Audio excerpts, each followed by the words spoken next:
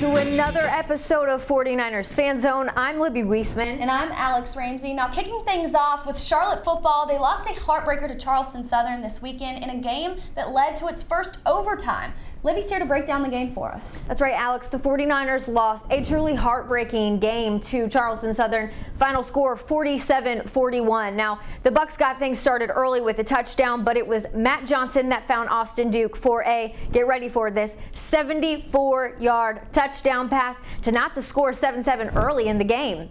In the second quarter, Khalif Phillips ran for a 77-yard touchdown to hold the record for the longest rushing touchdown in school history. At the half, the 49ers trailed 28-17. In the third quarter, Charlotte scored 10 points to make it a one-possession game, and early in the fourth quarter, a 61-yard pass from Johnson to Duke tied it up. A massive break through the line helped Nico Alcalde block the Bucs' field goal attempt to force overtime. Now, Charlotte committed a pair of penalties and failed to score a field goal in their first possession of OT.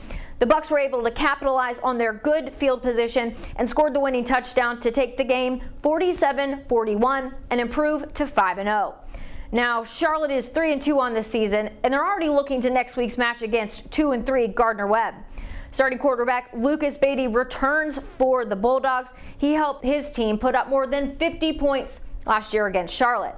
Now, the Bulldogs are coming off a loss to the Citadel, and head coach Carol McRae said it came down to a lack of execution. But let's go to head coach Brad Lambert and see what he thinks about the upcoming road battle. There's been some games this year like North Carolina Central where we came out and executed extremely well early in the game. And I think that's the focus for our guys this week is we got to be on point. You know, there's been, I don't know how many games this year where we turn it over offensively on the first drive, and our defense has been put in some tough situations. I think three of our games have started like that.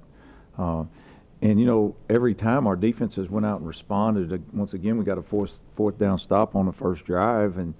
And so we've got to really be focused on whether it's Austin catching the ball or Matt throwing it in the right spot or somebody holding on to it. But, you know, we've got to really focus on executing, you know, when the game starts. The Charlotte 49ers volleyball team about to be on an away stretch at Southern Miss, Rice, and Western Kentucky.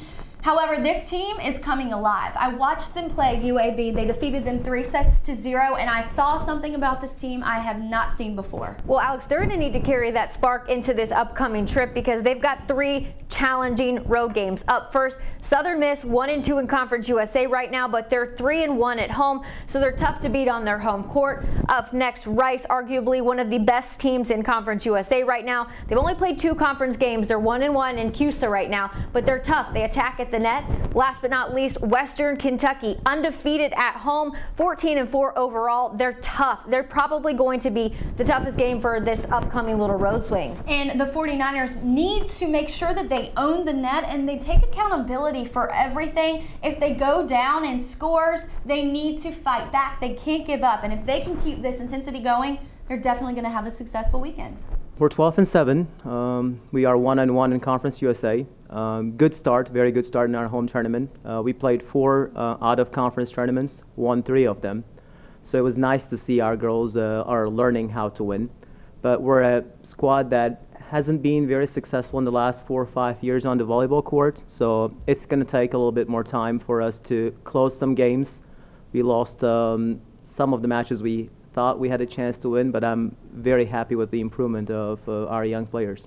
Now the men's soccer team looking to take on 2 big South Carolina rivalries this week, South Carolina and Clemson. And this 6-1 49ers team lost to South Carolina last year 2-1. They dominated the game but gave up soft goals, as Coach Lambert said after that game. Now South Carolina will dump balls into the box, so it's going to take a strong defense playing together as a unit, good strong headers and good strong clears to deal with those big dumped balls into the box. Now South Carolina is 4-4 overall. They've lost their Conference USA opener to Marshall 1-0. Stone Stadium is a great environment to play in, so it'll be a fun game for the 49ers. I think they're going to come off strong, though, in that game. Also, they'll travel to Clemson. Now, last year, the 49ers beat Clemson 3-1. Clemson is always a good game for the 49ers. They'll be coming off a tough game, however, to the North Carolina Tar Heels. Clemson Clemson's also always got a good RPI. Now, that's a computer-generated point system that's used so much in soccer. However, I think that the 49ers are carrying over confidence from the New Mexico win 2-0, and they were number 5 ranked. Remember that? So they're going to carry over confidence into both these games. I think it'll be strong. Now, Charlotte's big-time players, Brant Bronico, just got Offensive Player of the Week for his goal winner against New Mexico. Mambo Bokar, Kyle Parker, big, strong forwards for the 49ers. Now, over to defense. The defense has recorded 3 shutouts and limited 5 of 7 opponents to a goal or less. So it's going to be a great week for the 49ers soccer team, and I think they're going to come off 2-0 on the week.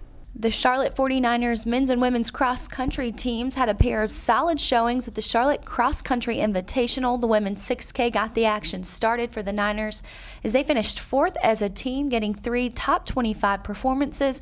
And on the men's side, the Niners claimed runner-up honors as a team as 5 runners finished in the top 15 overall. And women's tennis will be in Winston-Salem through Sunday for the Wake Forest Invitational. Niner golf will be in Alabama on Monday and Tuesday for the Jerry Pate Intercollegiate. And women's soccer will host Marshall on Friday before going back on the road for a match against Western Kentucky. Freshman Martha Thomas just named a top drawer America's National Team of the Week. Now, Charlotte women's basketball team officially kicks off practice next Tuesday, and volleyball's Dig Pink match is coming up October 10th. Thanks for watching another episode of 49ers Fan Zone. Be sure to like the Charlotte 49ers on Facebook and follow them on Twitter and Instagram. On behalf of Charlotte49ers.com, I'm Libby Weihsmann. And I'm Alex Ramsey. We'll see you next time.